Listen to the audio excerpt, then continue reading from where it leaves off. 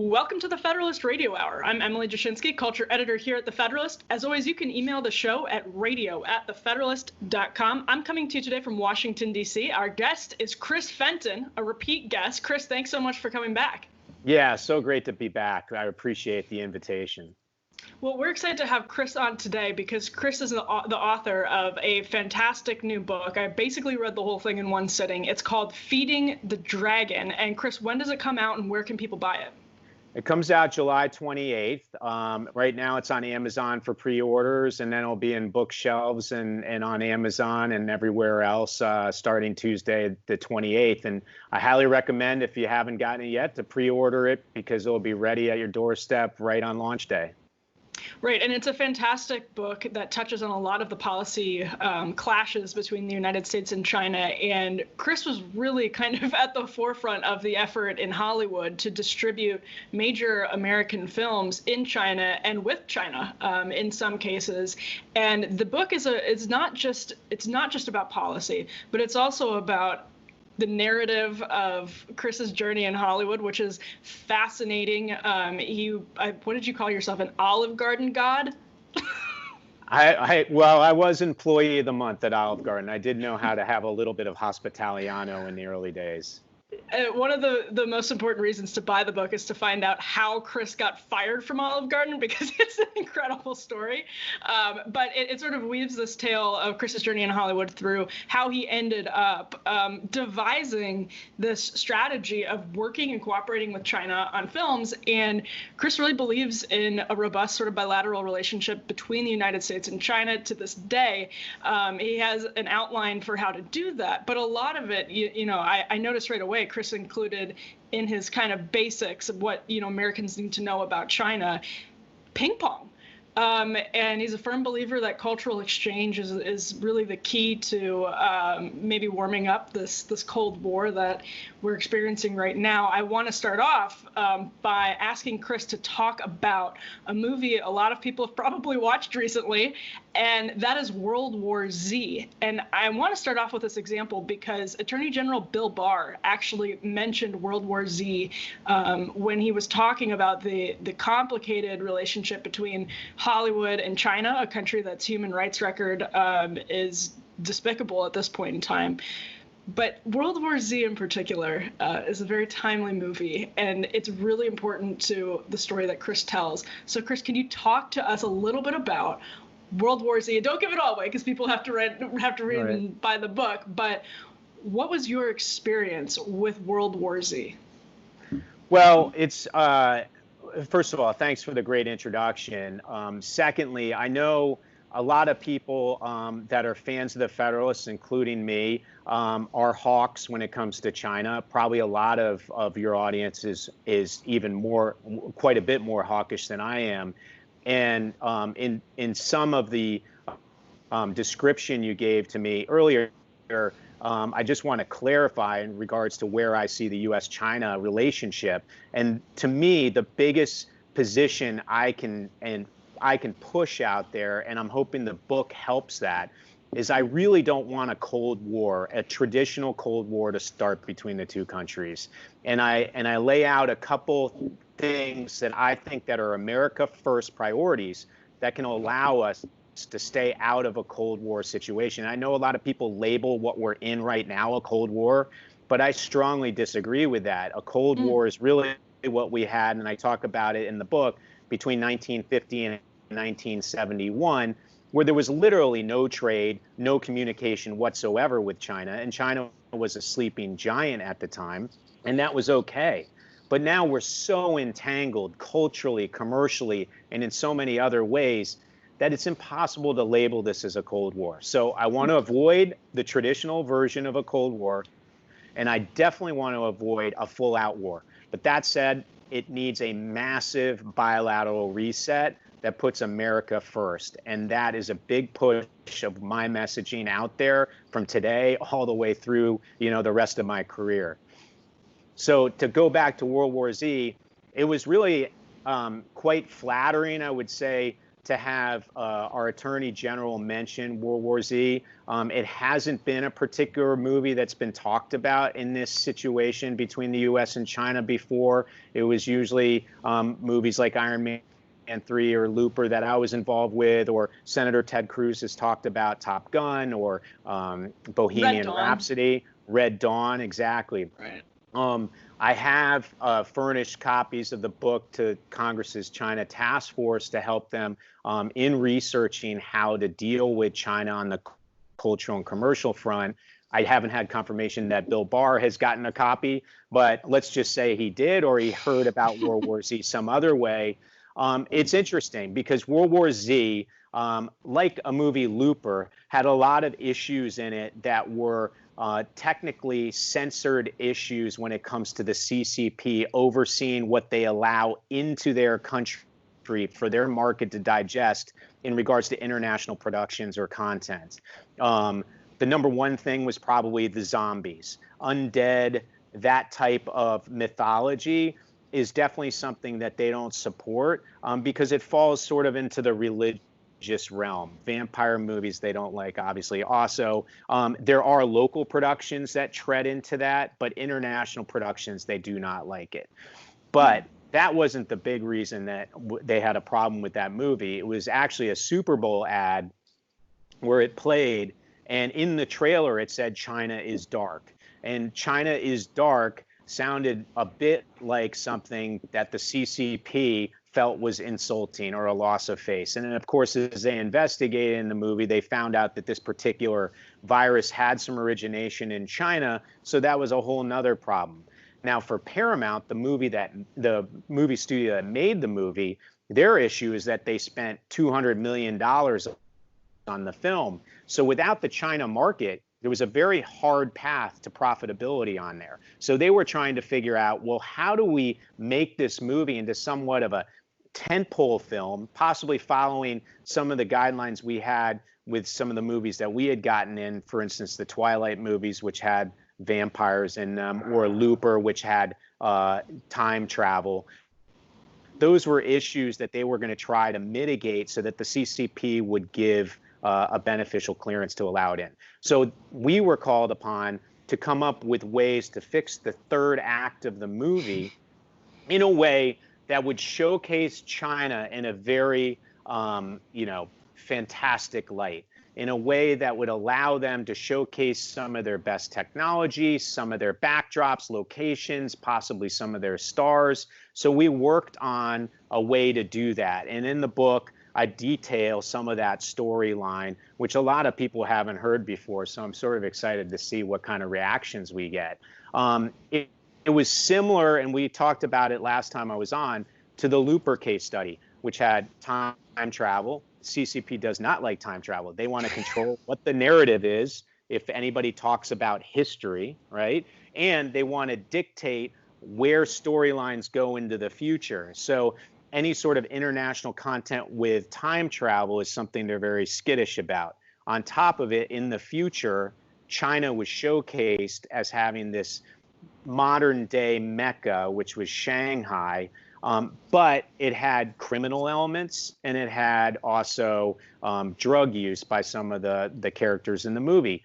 All of that is taboo. So what we had to do to counter that was create the backdrop of Shanghai into this modern marvel of where the future is going for the globe, which incorporates China as the lead in the future. And that allowed us, with the Shanghai municipal government and the central government, to get clearance to release the movie there and monetize it.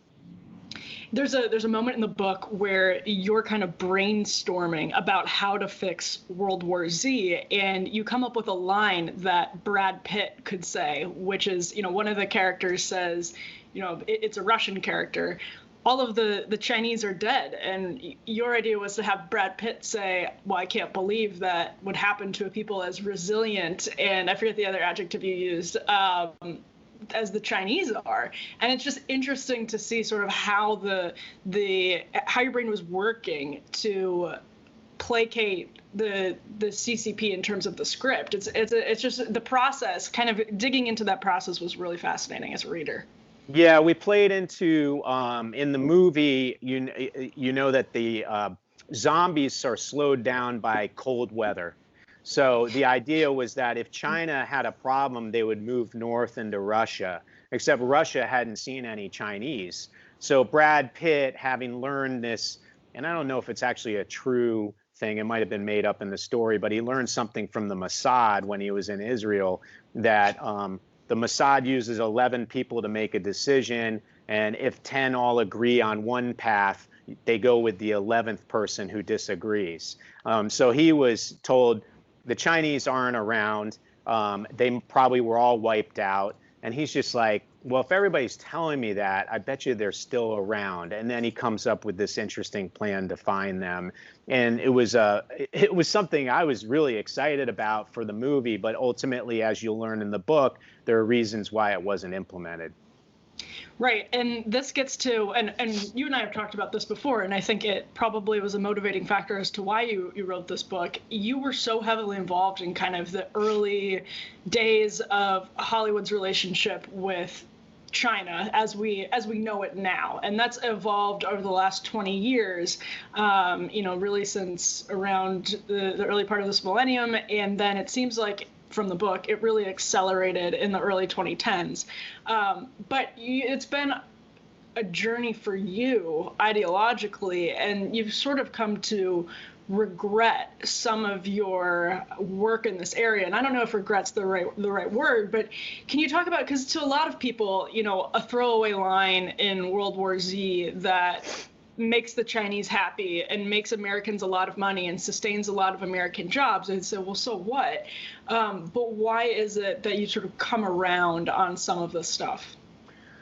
Well, I would say the word is regret quite a bit. I mean, in a way, and I was on an interview the other day where it's sort of like if you learned, oh, cigarette smoking is good for you, have a pack a day, and then over time you find out, oh, I have all these health problems because I was smoking cigarettes all this time. And now I look back at it and go, why did I do that? And the issue that I really tried to portray in the book, because I know, and trust me, I try to get back to everybody on Twitter and in comments, and I know that I'm looked at as somebody that was part of this problem that we're facing. And I 100% admit it, I was complicit. But the reason I wrote the book and the real message I want out there in parts with the book is the fact that all of us working between the U.S. and China in the exchange of commerce, and in my situation it was commerce and culture, we were under this mission, this impression that globalism was a really important mission to pursue. And to open up the China market was the best thing that you could do as an American for America, right? You could create revenues from products and services that are consumed in the China market. Money comes back to us.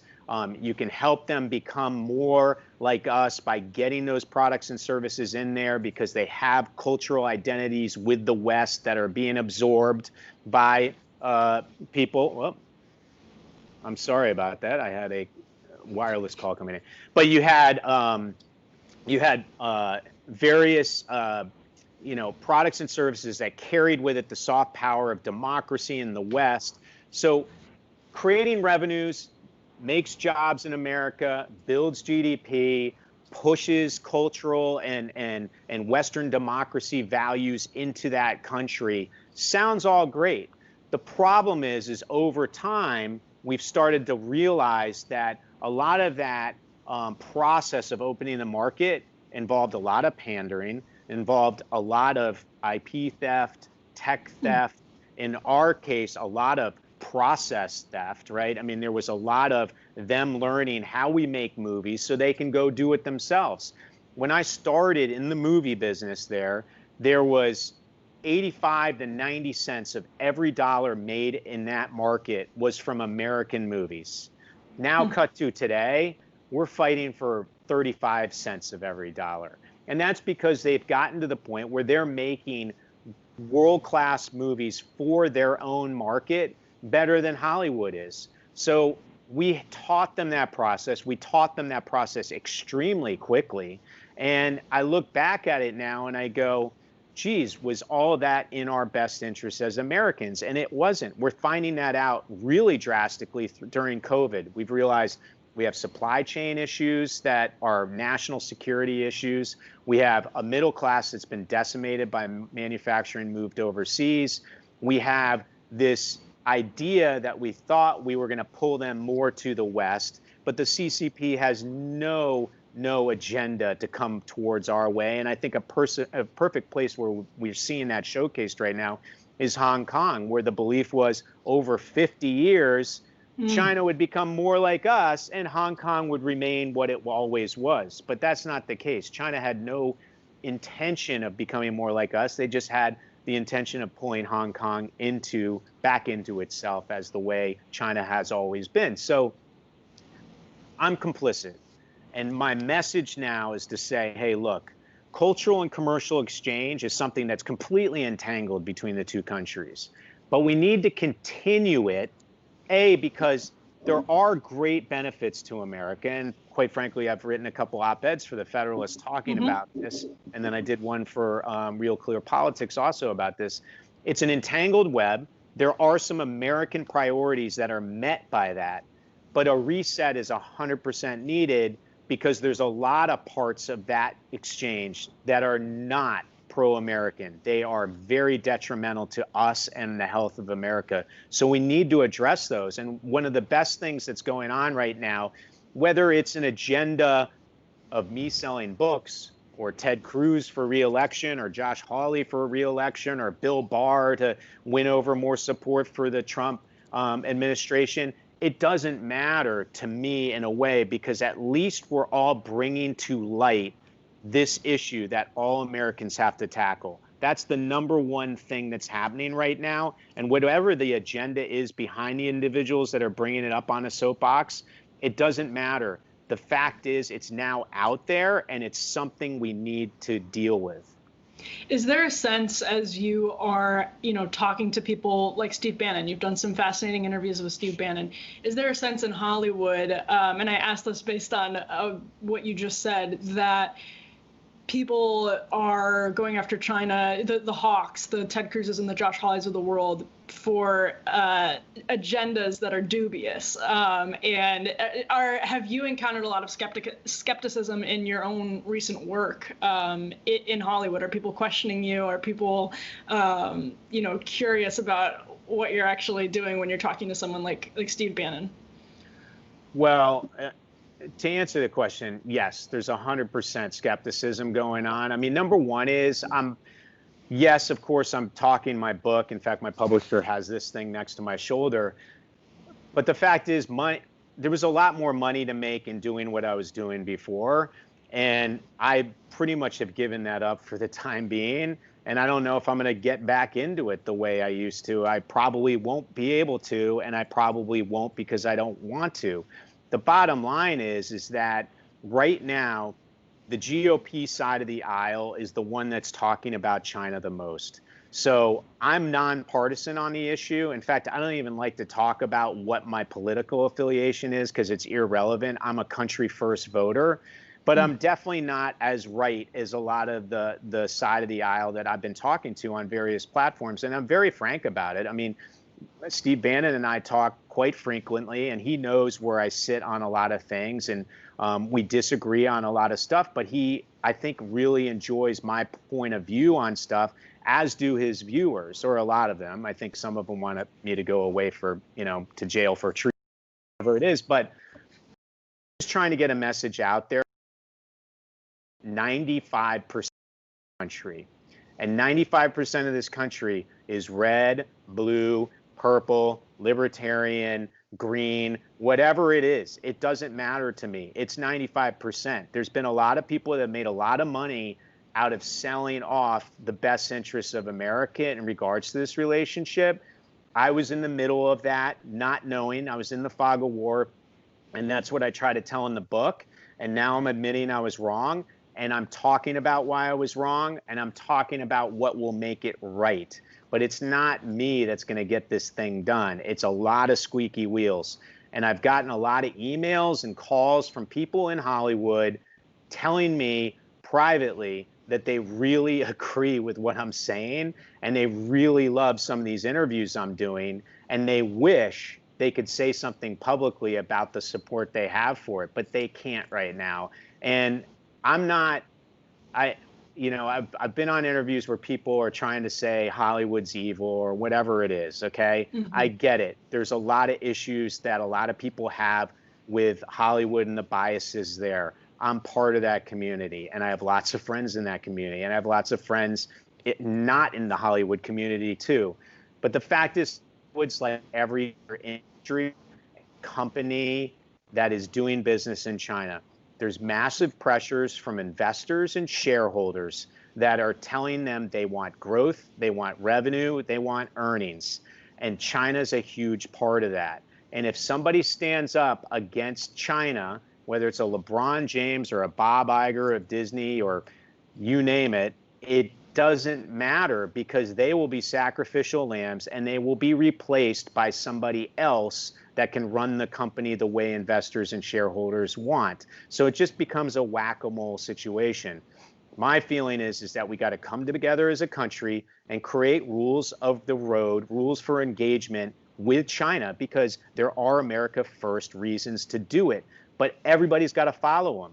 And on top of it, we need to eventually bring in our Western allies onto it too, because even if we have rules of engagement for Hollywood and the Hollywood studios, and they're tougher than the ones in the European Union, then we'll see Universal and Disney's progress in the China market replaced by Telemunchen out of Germany, or Studio Canal out of France, or a Bollywood company. So we need to figure out what we're going to do here first in the U.S., then rope in our allies, and then strength in numbers will allow us a proper reset with this relationship. You just made a really interesting point, which is that if a Bob Iger or a LeBron James were to speak out against China, it would essentially just induce a game of whack-a-mole, and so they would be replaced with somebody else, et cetera, et cetera. And that's interesting to me because as a conservative, part of what's frustrating about China's relationship with Hollywood is that there is no industry in this country that is more eager to sort of sanctimoniously promote their politics. Well, they're also, LeBron James is a good example. He's not in Hollywood, but, they're making a lot of money off of, stuff that's being facilitated by the CCP, essentially, because the CCP controls every aspect of the economy in that country. And so if he were to speak out, he can speak. Bob Iger, another good example. He can speak out against abortion laws in Georgia, but he won't speak out about the plight of the Uyghurs, which is incredibly disturbing. So, but to your point, that's fascinating. That if he did say something, well, that Disney would just replace Bob Iger with someone else, and that person would keep their mouth shut. So to some extent, it's really the system itself. There's no, some of these individuals aren't, Disney would have to kind of disentangle itself from China to have a strong stance on that, because as you talk about in your book and as you've talked about in interviews, the consequences are so severe for minor transgressions from the CCP, right? Like their blowback is hard and swift and lasting. Yeah, I mean, I look at you had this tremendous interview with Ted Cruz and his partner on from their podcast Verdict, and we were talking earlier. By the way, I'll probably get decimated by my Hollywood friends for saying this, but I do, for as many principles maybe I disagree with Ted Cruz on, I do admire the way he tells a story. And you can see his storytelling ability getting him that huge audience that he does with that podcast. But if you go back, and I can't remember if it was Senator Cruz or maybe it was Senator Marco Rubio, back like October-ish when that Daryl Morey tweet came out, they kept pushing the NBA players, LeBron James in particular, you need to stand up and say what you want, say what you believe in regards to the Hong Kong protesters and their fight for freedom and all that kind of stuff. And I look at that and I go, okay, well, I get it from a grandstanding point of view as a politician. It makes a lot of sense. I also get it from a perspective of they don't really have much to lose in regards to them personally by standing up and talking pro Hong Kong and against the CCP in China. LeBron James, on the other hand, has $50 million a year in revenue coming out of that market. So if he does it, he has a personal price to pay, right? And that's where the issue is, because even on your interview with Ted Cruz last month, he talked about, oh, I can't go to China anymore. Too bad. I was planning on going there on vacation with my family, which he was kidding about. It wasn't a big sacrifice for him, right? But these guys, it is. Now, I'm not saying it's right that there is a hypocrisy where they can speak up against conservative principles or whatever it is, and they're not going to speak up in regards to certain human rights. That is hypocritical. And what we should try to do as a nation is help them cure that hypocrisy. And what I mean by that is protect them so that they have the freedom of speech outside of China's borders to say what they want to say, right? If you look at Ted Cruz again, that Top Gun issue that he has, where the flight jacket has the Taiwanese flag on it, and as we know, CCP doesn't recognize Taiwan as another country, it's a part of China. And they say to Paramount, you need to remove that. Okay, Paramount goes, great, we'll remove it for your country. No. You're removing it for the world. We don't want the world to see that flag.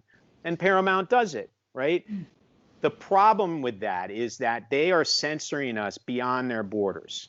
And that is where leverage, the strength of our country, needs to come into play and back these companies and say, hey, China, we'll allow you to censor content in your market the way Japan does, the way that Korea does, the way the Middle East does, and various other countries. But outside of your country, you have no say.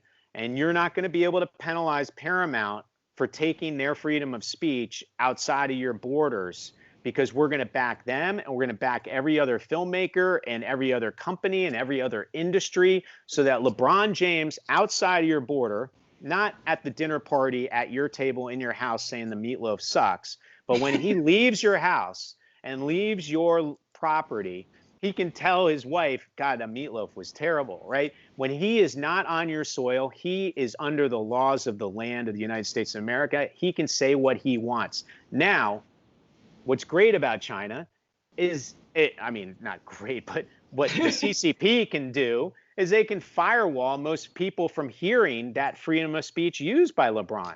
That's the great thing about it, right, for them.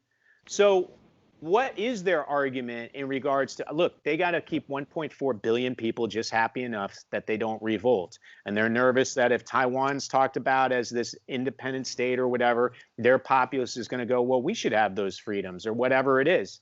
But no, they have a firewall. They're going to keep LeBron's voice out of the populist's mindset.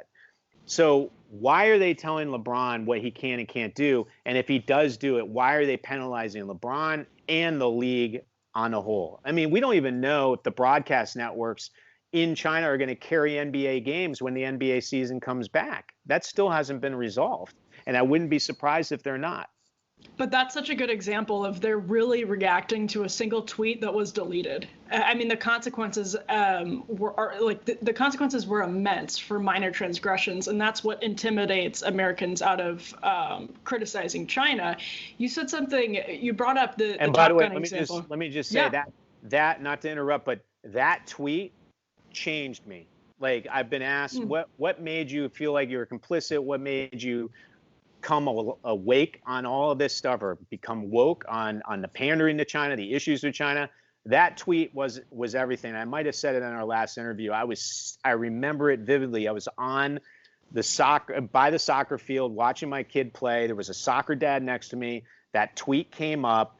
I saw it. I didn't even know who Daryl Morey was, but I saw he was the GM of the Houston Rockets, and I knew, and I told the dad next to me, I said, wow, the NBA is going to have a problem in China. right? The Houston Rockets are the biggest brand there because of Yao Ming, et cetera, et cetera. And I was 100% right. What I didn't estimate, didn't assume, didn't even guess or see coming was the wokeness that one tweet created for our country, America, and the wokeness that it created in me going, geez, everybody that's criticizing the NBA is right. And I've been in the middle of all of that for 20 years. Holy cow. And I wanted to address that in the book. And I just hope that the message of the fog of war following globalism and that mission to open the market is enough for people to go, you know what? Chris Fenton wasn't evil. Hollywood wasn't evil. Nike's not evil. NBA wasn't evil. Michael Jordan wasn't evil with David Stern back in the 90s. Like, they thought there was a mission to go after and accomplish, and they did everything they could to do it. But now that we realize it was unhealthy for this nation, we need to admit it, and we need to address it as a nation. Yeah, I think that's an important element of this book, because it does kind of pull back the curtain and reveal what your intentions were at the time, which it was good. I mean, of course, money was involved. It was a huge lucrative market. But at the same time, there was a really genuine belief that what you were doing was going to warm the relationship between the two countries. And I think the book makes that come across. I wanted to say, you mentioned the Top Gun example, and I wanted to bring that up for a second, because you are actually the one that brought this to my attention. I believe, in terms of the Pentagon spending money on that film. And that's what Ted Cruz's, so basically I was talking to Chris in late December for a story that I wanted to write on the reckoning that Hollywood was going to face over its relationship with China in the 2020s. That was my headline. Little did I know that it would happen, within months of that dropping. But I actually really think, Chris, that you kind of accelerated legislation on that front, and we'll see what happens with the bill. But just by bringing some of this stuff to people's attention in DC, it's like, yeah, we're on totally different coasts, but people in LA and in Washington really don't have a super intimate idea of how either city works. Yeah, no, I remember. Well, I remember that article coming out. I remember it sort of having a slow build, and then suddenly everybody in Hollywood noticing it. I think, if I recall, you had Marco Rubio on the record in it, because he was coming out of the NBA controversy and all the Hong Kong stuff.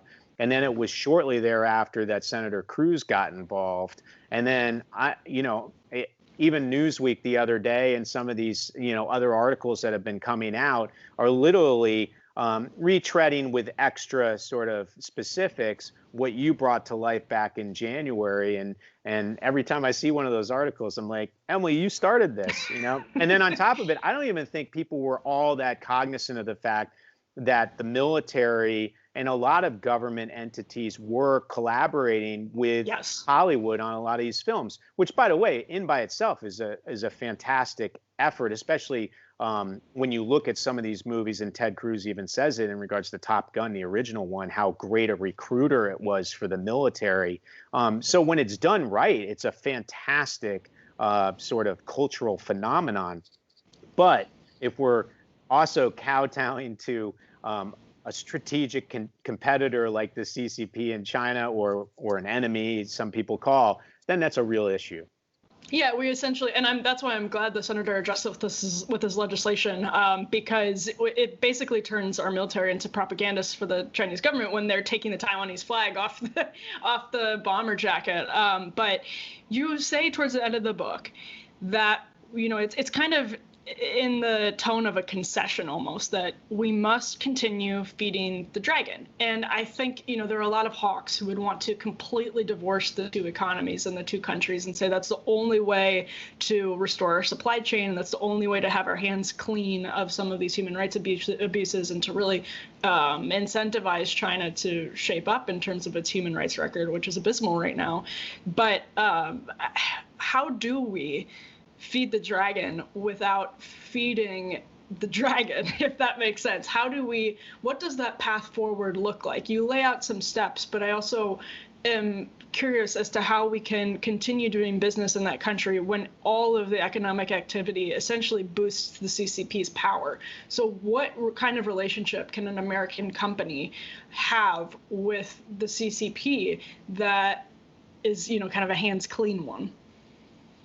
Well, it's not as easy as hands clean. So the way I look at it is just completely simplifying it and saying, what puts America in first position? Like, what's the healthiest way to do this for America? And quite frankly, I feel like if we reset the relationship, it's going to create a lot of disruption. But on the backside of it, it'll probably make the relationship between the U.S. and China that much better. It's almost like a divorced couple airing out all their differences and then suddenly taking care of the kid in, a copacetic manner.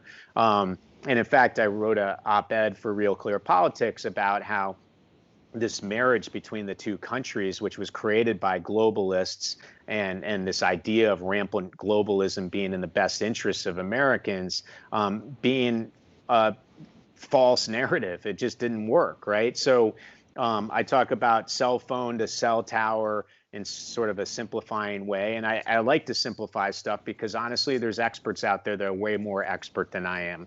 But if you look at a cell phone cell tower, you have 5 bars of service. If you look at two superpowers getting along, you could argue if they're perfectly getting along, there's 5 bars of service that are keeping them together, 5 forces of diplomacy. It's politics, national security, human rights issues, commerce, and culture. The first 3, we do not get along with China at all on. Human rights, definitely not. Politics, we have learned that they have no interest in becoming a Western democracy.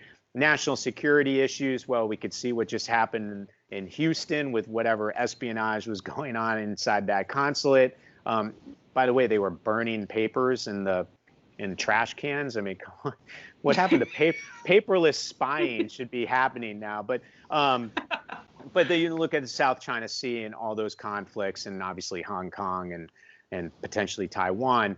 We're not agreeing with them on any of that stuff. So agree to disagree. That's 3 of the 5 bars. I would say that says, let's get divorced. So what's left? Commerce and culture. Well, if you look at commerce in an American first way, there's 1.4 billion people in China. Only 92 million of them are CCP members. So that still leaves 1.3 billion Chinese that are not a part of or direct part of the Communist Party. They have 600 million in the middle class. It's growing, huge consumer base.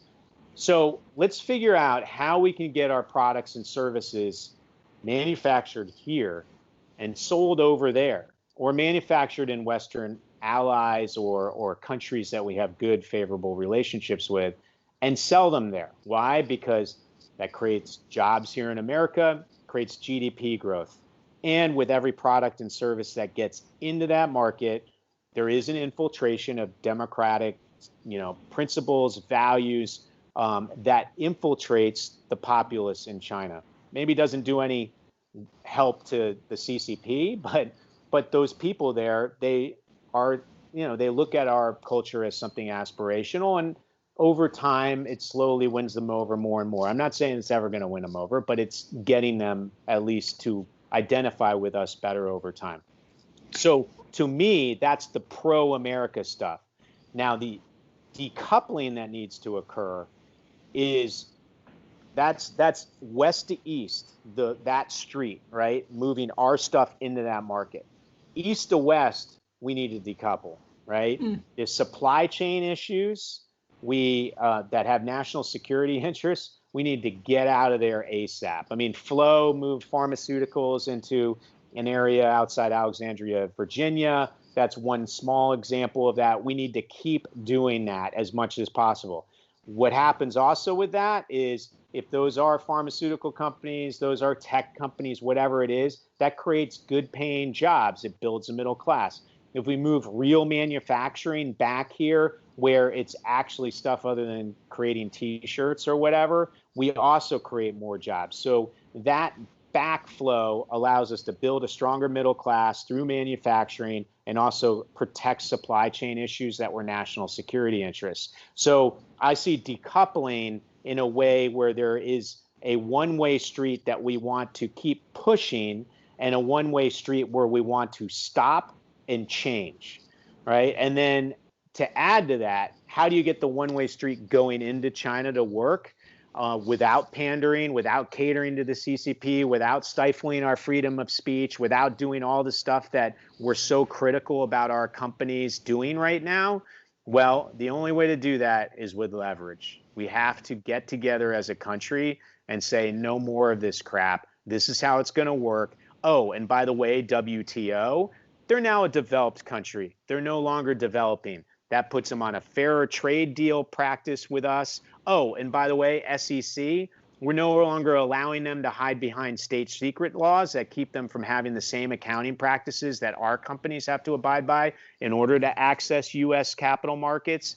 Let's change that. There's a lot of different things where we can make the playing field level. We can curb one side of the supply chain sort of east-west problem and emphasize America first, west to east. It sounds like what that boils down to is that essentially the strength that Americans have in the leverage is the strength of the products themselves and the demand for that in China. So the demand for the NBA in China, for instance, completely depriving the Chinese people of the NBA forever. Well, you actually might cause social unrest in China, and the CCP probably knows that. So it sounds like what our leverage is our cultural exports, our Hollywood movies, our NBA games, our culture. There's a demand for that in China, and so our leverage stems from that. Is that a fair way to say that? Yeah, I would go as far to say, and I've heard that argument before, is that if they don't let in the NBA, they'll uprise or whatever it is, right? That they'll be so mad. I think that's a little bit of an American hubris in a way. Right. I know for a fact that the Chinese people love the NBA. They love our basketball players. They love those celebrities. But I also know for a fact that the CCP can turn the switch on narrative and deflect everybody's attention to something else. I saw it in 2012 where there was unrest. There were terrorist activities that were happening outside of Forbidden City and Tiananmen Square. There were bus stops with multiple stabbings, all kinds of stuff. And to keep that unrest from spiraling out of control and leading to a Tiananmen Square incident again, they suddenly deflected narrative towards nationalism and a false flag, right? They created this dispute with Japan over these stupid little rock islands in the middle of the sea between the two countries. And they started essentially a anti-Japanese narrative, which caused everybody to switch direction off of their malcontent for the way the country was being run and into a we don't like Japan mode. I was there. I saw, Shanghai had overturned Toyotas on the streets that were caught on fire. They were lighting Toyota, Nissan dealerships on fire. They were doing all kinds of anti-Japanese activities. It's amazing the power of the CCP narrative and how they can flip a switch and get everybody's attention going somewhere else. And I brought this up actually on American thought leaders.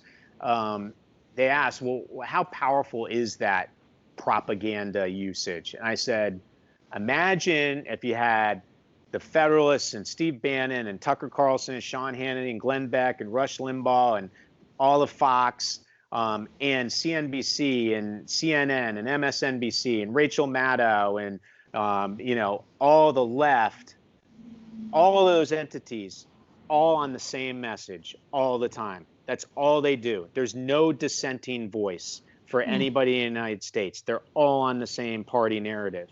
Well, that's what the Ministry of Propaganda does. That's the narrative that there are 1.4 billion people hear all day long. And it's why they're able to flip a switch and get everybody thinking about something else when they should be thinking about, the thing that Americans think they should be focused on. So how do we use that leverage then? How do we cut through the CCP's narrative power and, exert our cultural leverage? Well, I'm going to give the utopian way to do it, and this is over my skill set, but I'm just going to, and this is why the dialogue has to be had by all the great leaders and the constituents of this country to try to figure this out, because it is a challenge. But if the NBA protects their rights of free speech and says something, and China decides to shut them down in that country, then it shouldn't be the problem of the NBA only. It should become a problem of all the companies, all the industries in this country, as well as the leadership of this country, and hopefully of our Western allies, where they say, CCP, sorry, but we have new rules for engagement, and you cannot retaliate against the NBA because they did something on US soil that you didn't like. And what we're going to do if you continue to do that is we are going to X, Y, and Z. What are those? I don't know. Does that mean all our Hollywood studios say no more movies are coming into that market, we're shutting you out? Does that mean there are other sports leagues all say no more? Does that say Nike shuts down all their factories in China and says no more manufacturing there? Does that mean, Starbucks says we're closing every store that's there? Does that mean Germany says Siemens is done making your magnetic, high-speed rail trains? What is it? What is the leverage? But it's strength in numbers. It's not going to be just the NBA versus China. So it has to be like a point of critical mass, and there's a glass half full, glass half empty element to this, which is so interesting in that you have emerged from these sort of past 2 decades optimistic about the power of cultural exchange to bring people together, whereas I could see some people reading your book and saying these past 2 decades are an indictment of that theory. They, if anything, they undercut it. Why is it that you remain optimistic that cultural exchange is sort of the ticket here? There's another interesting point at the end of the book. You say, the pundits and the chattering class is talking about trade. They're talking about policy, but I'm thinking about ping pong. I'm thinking about movies. So why is it that you see these last 2 decades as evidence in support of your theory rather than opposing it? Well, number one is it's a way to actually sleep at night and believe that my twin 13-year-olds are going to live in a world that's not in war or constant conflict with the other superpower. So it's a part, maybe it's rainbow and unicorn optimism, okay? But let's put that aside. When it's human-to-human contact, cultural exchange is not just a transaction. It's not just us going to Saudi Arabia and saying we'll buy 10 billion barrels of oil, right? Cultural exchange is something that involves human-to-human contact from 2 different countries or various other nations. And when it occurs, it's like a positive shrapnel. Even if no one wants it to happen or no one expects it to happen, people come together just simply by doing it. And especially if they're just putting their head down, like this is what we did. And in the book, I try to showcase it. And by the way, there's a lot of fun stories with my wife and my kids and how all of this like spiraled my personal life out of control and, led me to want to quit 50 different times.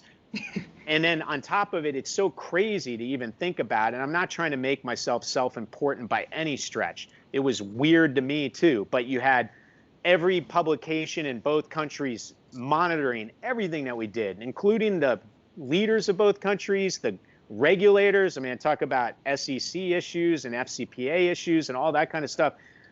There was so much of a focus and attention on it all. It was like these 2, I almost think of like those old Greek mythology, photos, or illustrations where like the gods are fighting, in the clouds, and like the people in Greece are hanging out, just like looking up there going, oh, the gods are all fighting, right? It was like China and, critics and, journalists and, everybody else up here. And all we were doing was just like, okay, well, how do we get this shot done? Oh God, how do we get that actor to show up for shooting? Like there's a story where we lost an actor, but like all this crazy stuff where we're just like, head down, just try to get it done, and that brings, when you're fighting in the trenches with anyone, I don't care if they're Chinese or, a Democrat and you're a Republican, whatever it is, it just brings everybody together just simply by being in the trenches together. And that's where I know I've seen it work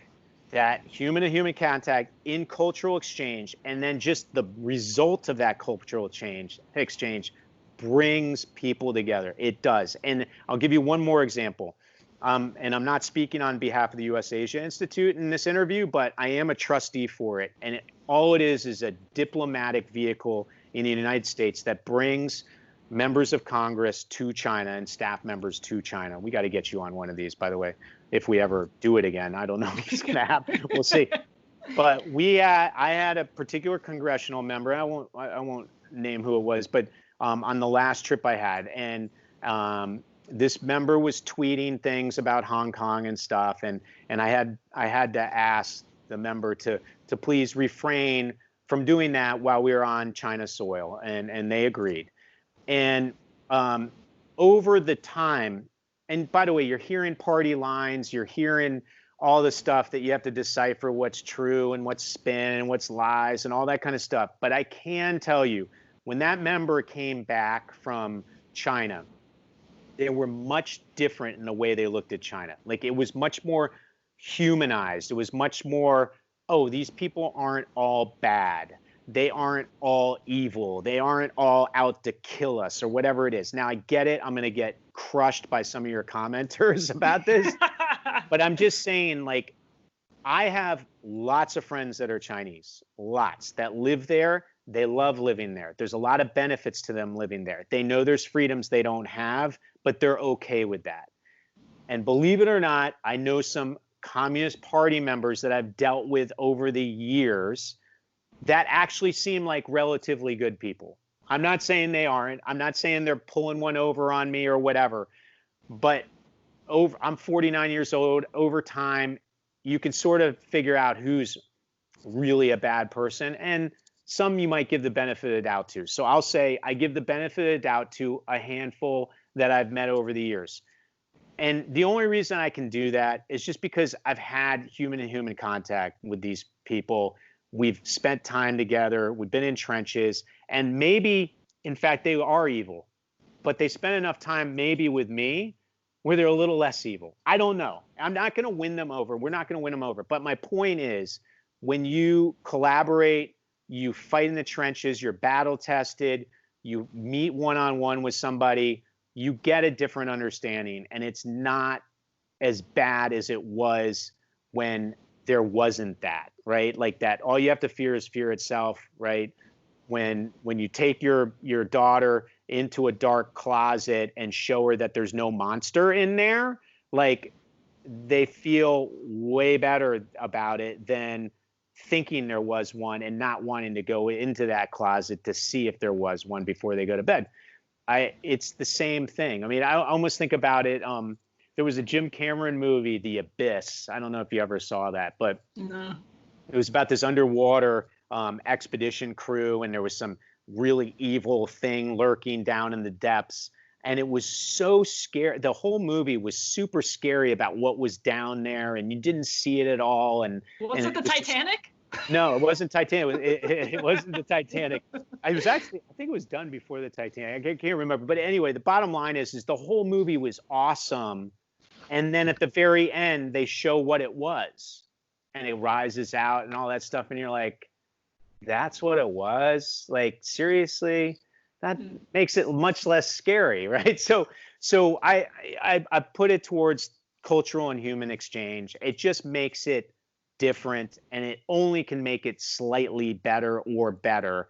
It doesn't make it worse. So that's my optimism. I've seen it in action. I know I'm going to get crushed for this by some of your people, but I need people to understand that we don't want to go to war with China. We don't. We want to be America first. We want to make America the priority. We got to reset this relationship. Enough with the pandering, enough with the BS that we're doing to open that market. We're the United States of America. We can't put up with this stuff anymore. We cannot. But I don't want to be sending missiles over there, and I don't want battleships over there, and I want my kids to grow up not in some crazy Cold War environment where we watch the movie The Day After, which I saw, I think, when I was 11 years old, and I had nightmares about nuclear war for the next 5 years. Like, I don't want that. Right. My last question for you is, there's a really poignant moment in the book where you kind of have a reflection, or you're talking about when you kind of started to reflect on American capitalism and the excesses or the ills of American capitalism. And I found that to be a really interesting component of a book about this relationship and about one of the most, capitalist industries in the world, which is Hollywood, the film industry, and everything that goes along with it. And I just wanted to ask, I think that's probably where you find some common ground with people on the left and on the right. I want to ask about your experience kind of starting to question the system.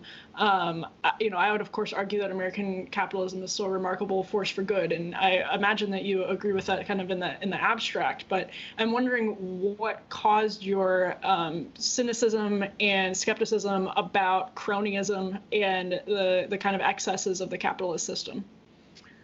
Well, and you've read the book. I mean, really, the catalyst for that was, and I'm brutally honest about it in the book. In the financial crisis, my wife and I lost almost everything, and it was because we were invested in a lot of stuff that the financial crisis made worth zero, and it was a brutal moment in my life because the capitalism that I believed in and the people that I believed I could trust in the capitalism world turned out to be something that betrayed me, right? And I'm not a communist. I'm a capitalist, but I actually am a free market capitalist, and I'm also somebody who believes in laws and justice.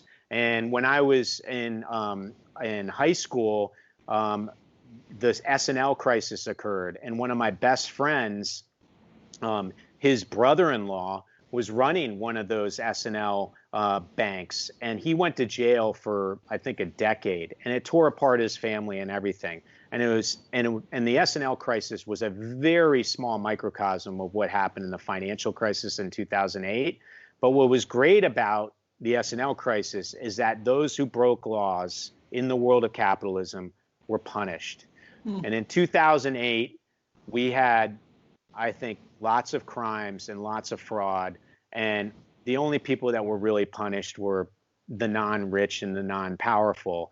And for me, I was so angry about what happened to my family during that I looked at capitalism, the form that we have now, which in some cases I sort of feel like is crony capitalism, like it's a privatized profits but socialized losses. Right. It's almost, there's certain times where I feel like we have socialism, but just for the top 5% of this country, not for the 95%. So anyway, and by the way, Steve Bannon and I see eye to eye on a lot of this too, because he talks about the fourth turning and how that should have happened in 2008. And he's a big believer that COVID is the catalyst that's going to start it now.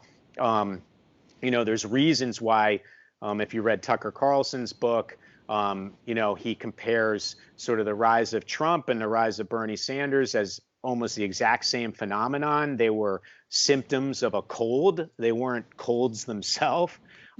So you ask about what catalyzed my doubts about the current system, and I would say a couple of things. One is it's very unjust, and it actually rewarded bad players. And that's something that this country has never backed before, and I'm not sure why it backs now.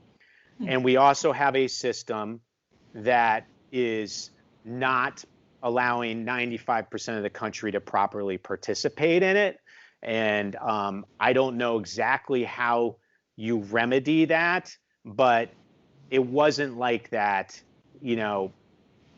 20 years ago or 30 years ago. And I would also argue that globalism and this push of moving things that typically were middle-class jobs offshore and out of our country has created a real problem in regards to maintaining a healthy middle class here in America. I mean, yes, you should always have very wealthy people. Unfortunately, you are going to have poor people, but you should have a very healthy middle class to have a real democracy function.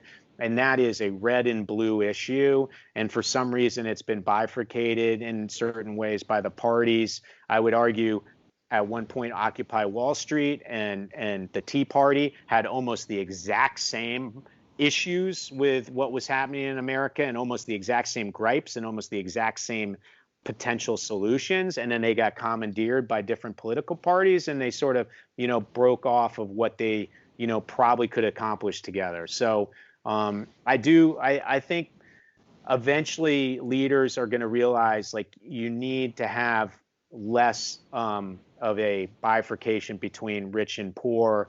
It needs to somehow have a system that works better.